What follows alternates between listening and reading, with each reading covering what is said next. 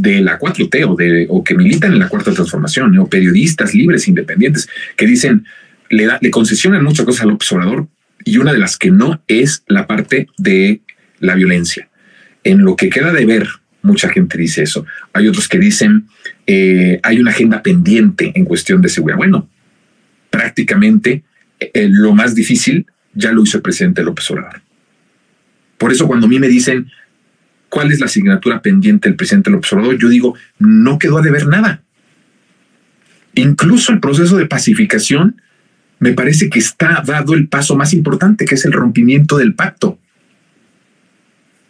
Miren, en muchas partes del mundo, este rompimiento del pacto es prácticamente imposible, porque los presidentes que llegan, incluso con las mejores intenciones, en algún momento llegan con algún pacto criminal que no les permite operar de esta forma tan contundente como el presidente López Obrador. El presidente ha hablado muchas veces, sobre todo lo decía cuando era candidato, decía cosas como, no voy a dejar pedazos de dignidad en el camino. Era un elemento importante. Decía otro, en donde decía que no hacía pactos. Lo dijo, incluso lo dijo ayer, pero lo ha venido diciendo desde que era opositor y desde que era candidato. Y decía, no puedo hacer pactos con nadie. Pactos al amparo del poder, pactos en lo oscurito, porque cuando llegue a la presidencia no quiero estar atado de manos. ¿Se acuerda de esto que decía el presidente? Bueno, justo por esta autoridad que tiene, por cumplir en plenitud que no tiene pacto político, económico, criminal con nadie, es que pudo hacer lo que hizo.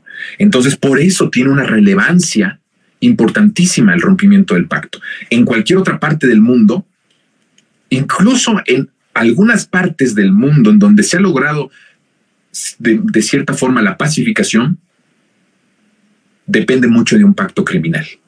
Y he dicho, yo ayer lo decía, en algún momento eso va a tener una repercusión. En algún momento, esa no es una paz duradera, ¿eh? Esa no es una paz profunda. Es un momento de tranquilidad que está prácticamente sostenida de alfileres. Por eso el presidente podía haber hecho algún pacto, incluso sin beneficiarse. Escuche esto, el presidente López Obrador pudo haber hecho un pacto criminal sin él ser parte del crimen. ¿Qué estoy tratando de decir? Podía firmar un pacto territorial para que no hubiera tanta violencia sin él recibir ganancias del crimen organizado como si las recibió Calderón y como si las recibió Enrique Peña Nieto. A eso me refiero. Pero también el presidente pensó en una decisión muy complicada, que esto a la larga iba a traer una repercusión mucho más fuerte para las siguientes generaciones. El costo, a lo mejor, el costo inmediato iba a ser positivo para su administración y para él, pero el costo a la nación, para las siguientes generaciones, iba a ser terrible. Esto en algún momento se nos iba a voltear y entonces iban a tener el control del país. Tú pactas por un instante y se comen el país. Vean ustedes, Calderón pacta y se pone él mismo se asume como jefe criminal del país y casi se destruye el país. Entonces López Obrador, pensando en eso, dijo, no podemos hacer este pacto criminal, necesitamos una paz verdadera. Y entonces él dice, la paz que estamos proponiendo tiene una base en la justicia social. Tiene una base en el bienestar. Pues tiene sentido.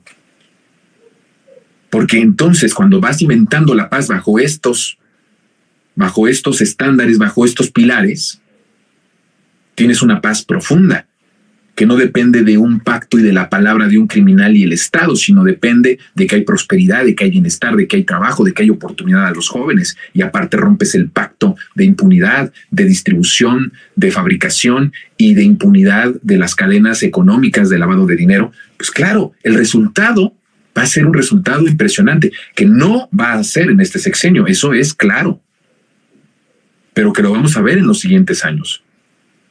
Entonces, cuando a mí me dicen, oye, estamos en un proceso en donde en lo que se queda de ver es en la seguridad, yo digo, no, ¿en dónde estás viviendo? ¿En qué país estás viviendo? ¿Qué país estás leyendo? ¿Cómo lo estás analizando? ¿Cómo lo estás contando?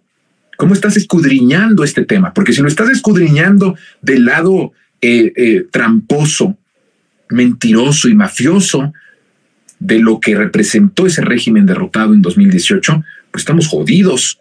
Lo tienes que explicar desde una realidad totalmente distinta y profunda. El proceso de pacificación es tan profundo y va en un muy buen camino, que yo les puedo decir y garantizar que lo más difícil de este proceso de pacificación ya lo hizo el presidente López Obrador. Ya rompió el pacto. Por eso es que están enojados. ¿Usted cree que si el presidente hubiera pactado con ellos no habría menos inseguridad? A lo mejor no habríamos tenido una tasa de pocos homicidios al día, pero hoy estamos teniendo entre 60, en el mejor de los casos, a 80 diarios. A lo mejor hubiéramos reducido a unos 40 y eso hubiera sido mediáticamente y popularmente para el presidente, híjole, impresionante. Aunque mediáticamente, estoy hablando de popularidad mediática, porque respaldo popular lo tiene. Hoy la encuesta que saca el Heraldo, 73% de aprobación del presidente López Obrador. Pero habría tenido mucha popularidad mediática, ¿no? Decir, oye, de 80, de 70 lo bajas a 40, pero no quiso el presidente hacer un pacto, porque sabía que a la larga eso iba a complicar más el proceso en los siguientes años, y las generaciones que lo iban a padecer iban a ser las que vienen después de él. Y eso no lo iba a permitir el presidente López Obrador. Por eso es muy importante que cuando hablemos de este tema podamos hacerlo de forma profunda como lo estamos haciendo aquí en este espacio. Ahora, esto quiere decir que estemos satisfechos o que tengamos que estar satisfechos en materia de seguridad en este sexenio? Pues por supuesto que no.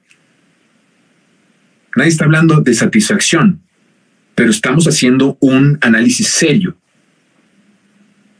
en donde podemos construir una narrativa mucho más seria que la de simplemente decir la totalmente mentirosa y que Andrés Manuel pactó con el crimen organizado, o la otra de que nos queda de ver muchísimo en seguridad. Pues claro que tampoco, ninguna de las dos. Sí, claro, cuando hablamos de pérdida de vidas, duele muchísimo. Cuando hablamos de pérdida de vida humana, no podemos ser ajenos a eso, pues somos distintos a ellos. No somos iguales. El presidente lo ha repetido muchas veces. Por eso hace tanto énfasis en eso.